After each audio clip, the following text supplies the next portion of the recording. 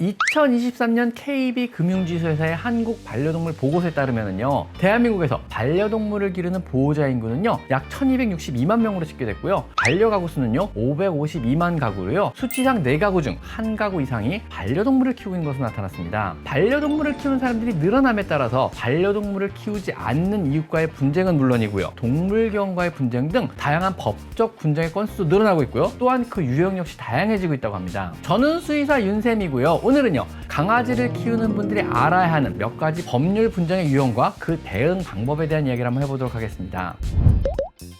우선 첫째로요, 아파트 같은 공동주택에서 개를 키우지 못하게 하는 것은 과연 합법일까요? 사실상 현행법 어디에도요, 아파트나 공동주택에서 개나 고양이를 못 키우게 할 근거는 없습니다. 만약 자신의 소유가 아닌 타인의 집을 임대하는 형태이고요, 임대 당시 특약사항으로 동물을 키울 수 없다고 되어 있는 것이 아니라면은요, 동물을 키우는 데 있어 관리사무소나 이웃의 동의를 받을 필요는 없는 것입니다. 아파트 관리 규약으로 개를 키우는 것이 금지되어 있다 하더라도요, 이것은 헌법에서 정한 개인의 권리를 침해하는 행위이므로 법적 효력이 없고요, 또한 지킬 필요 역시 없습니다. 하지만은요, 공동주택관리법 시행령 19조 2항을 보면은요, 입주자는요 가축을 사육함으로써 공동주거 생활에 피해를 미치려 하는 경우 관리 주체의 동의를 받아야 한다고 규정이 되어 있습니다. 어떤 얘기냐면요, 강아지가 짖거나 물거나 혹은 사납게 굴어서 이웃에게 위협이 되거나 공공시설에 배설행위를 해서 위생상 문제가 되는 등의 공동주택의 다른 가구에 직접적인 피해를 미친다면요, 그때는 공동주택관리법 시행령에 의하여 관리 주체의 동의가 필요해지게 되는 겁니다. 내 개에 의해서 직접적으로 피해받은 사실이 없다면요, 법적으로 반려동물을 키우는 것 자체를 금지할 수 없고요, 반려동물을 키우려는 세대에 대해서 벌금을 물리거나 못 키우도록 제재할 근거는 없는 것입니다. 우리 사람과 동물은요 서로 공존해야 할 존재입니다. 또한 이웃과도요 평화롭게 지내 행복한 생활을 누릴 수 있습니다. 법에 의존하기에 앞서 패티켓을 잘 지키고 또 서로 배려를 하고 이해하는 마음으로 올바른 반려동물의 문화가 장착되도록 노력하는 자세가 더 중요할 것 같습니다.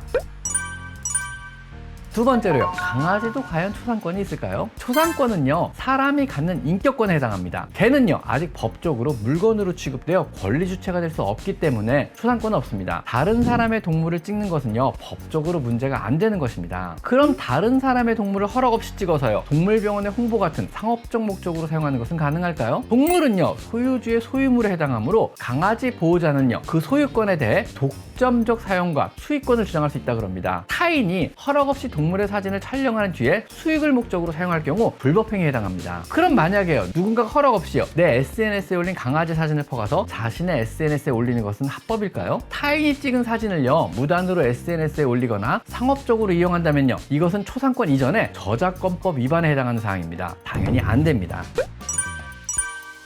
분양받은 강아지나 고양이가요 유전질환이 생겼다면요, 이것은 과연 분양업자 책임일까요? 만약 내가 분양받은 강아지가요 나중에 유전병이 발견되었다면요, 이것은 누가 책임을 져야 할까요? 분양 후 한참 지난 후에 강아지에게 유전적 질환이 발견되었다면요, 분양한 사람에게 배상 책임이 있다는 판례가 나왔습니다. 분양한 사람이요 유전질환의 유발 가능성에 대해 모르고 분양을 했다고 하더라도요, 나중에 유전적 질병이 생긴다면요 책임을 져야 한다는 것입니다. 이제 분양도 굉장히 조심해야 할 것 같습니다.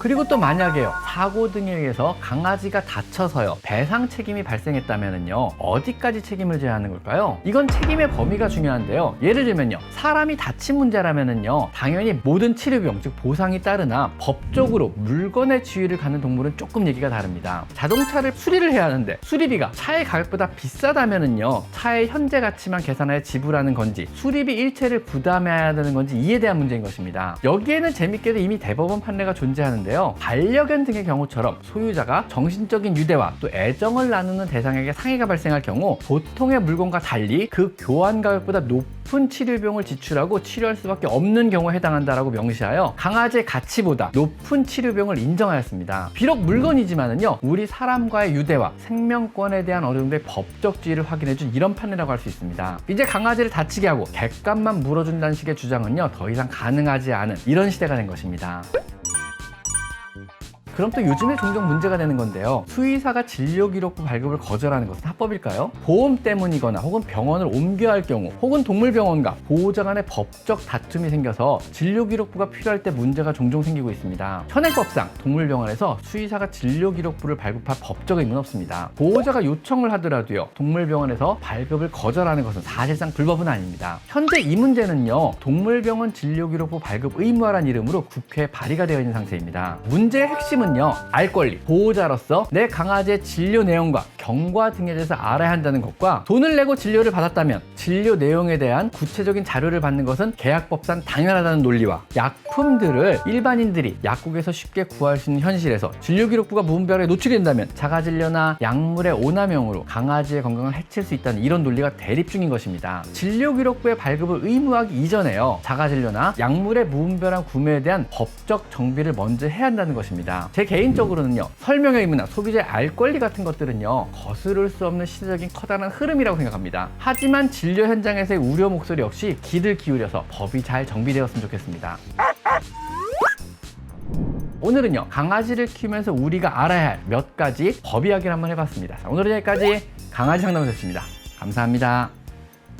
제 채널에 들어오셔서 이곳 스토어를 클릭하시면요, 제가 추천하는 많은 강아지 용품과 사료들을 확인하실 수가 있습니다. 제가 엄선한 믿을 수 있는 사료나 간식, 용품들을 모아놓았으니 참고하시면 많은 도움이 될 것입니다. 또한 PC로 제 채널에 들어와서 이곳 돋보기 모양을 클릭하셔서요, 여러분이 궁금해하는 관련 키워드를 치시면은요, 이미 제가 많은 영상으로 만들어서 아카이빙을 촘촘하게 해놨으니까 대부분의 여러분의 궁금한 점을 바로바로 찾을 수가 있을 것입니다. 혹시라도 여러분이 궁금한 게 생긴다면요, PC로 제 채널에 들어와서 이 돋보기 모양을 클릭하세요. 아셨죠?